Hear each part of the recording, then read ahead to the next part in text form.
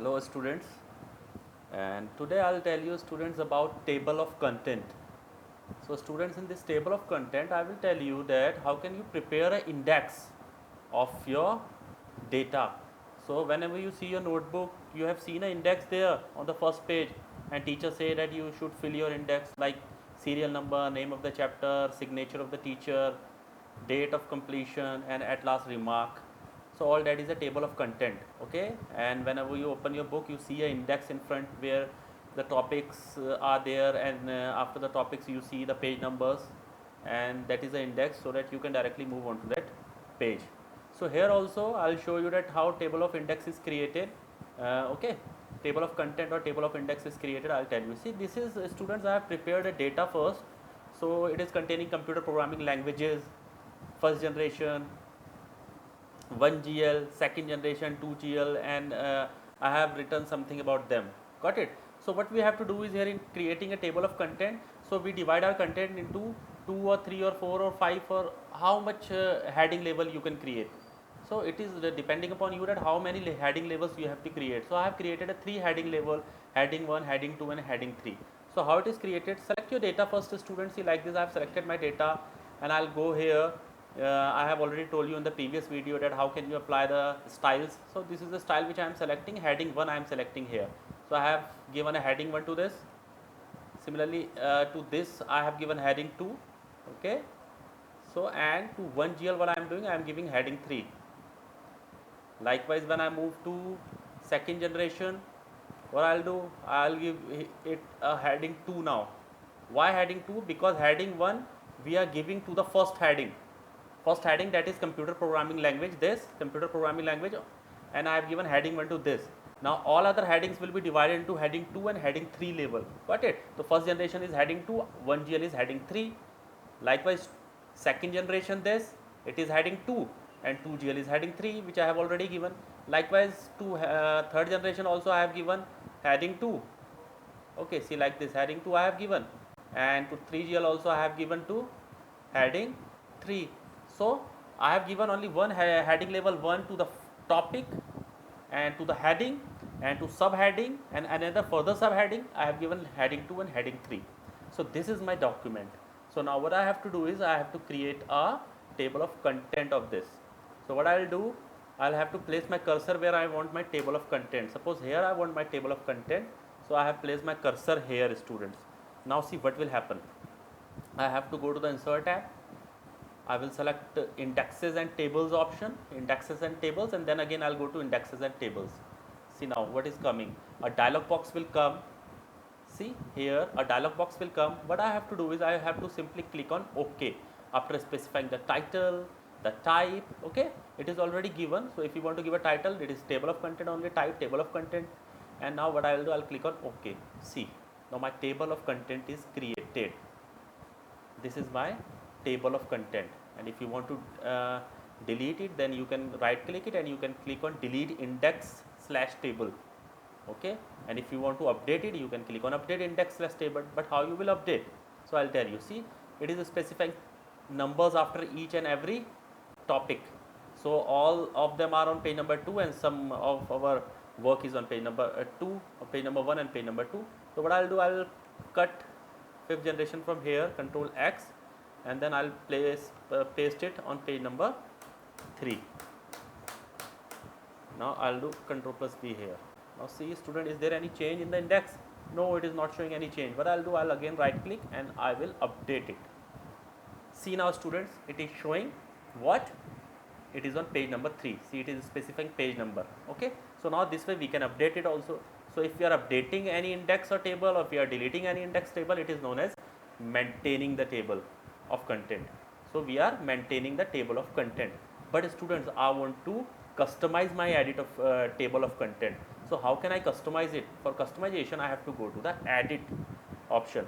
So I'll select edit table slash index. So here I can edit my table of content. So first of all, I'll tell you that how can we edit the background. So there are some options like background, columns, styles, and entries. These things we can customize.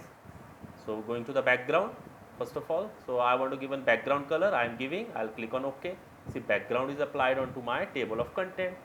Now you can see it very clearly. Got it, students? Now second option is there. See, I want my table of content to appear in two columns. It is coming on a single column and I want it to appear on two columns. More than two is useless, students, because it doesn't look good. Got it? You can divide your table of content into two columns. See, now it will appear into two parts. You can preview it from here. So I'll click on OK. See, now my table of content is divided into two parts, students. Got it? See, this way. Now students, again I right click, I'll go to edit index tables. I can apply styles also. See, there is a styles option also. So I don't think right now there is any use of a style, and I don't want to use any style here. So if you want to use, you can select the label on which you want to apply the style. For example, on label 1 was your topic, the heading 1, label 2 was your subheading, and label 3 was your another subheading. Got it? So we have divided our document into three parts, but I don't want to apply any style. So these are the paragraph styles which are available here. Now I'll move directly onto the entries. This is important. So students, as I have told you that we have divided our heading into three levels. First is the first level, second is the first level is the heading 1, and second level is the heading 2, and third level is the heading 3. So we have given a heading, then subheading, then another subheading. So what is that heading? I'll show you again. The heading was, what was the heading? Heading was our computer programming language. Then first generation was subheading, then 1GL was another subheading. Second generation was subheading, 2GL was another subheading. Means it is divided into heading 1, heading 2 and heading 3. Got it, students? Now going back again, adding index slash table selection. So students, see, this is an option of chapter number.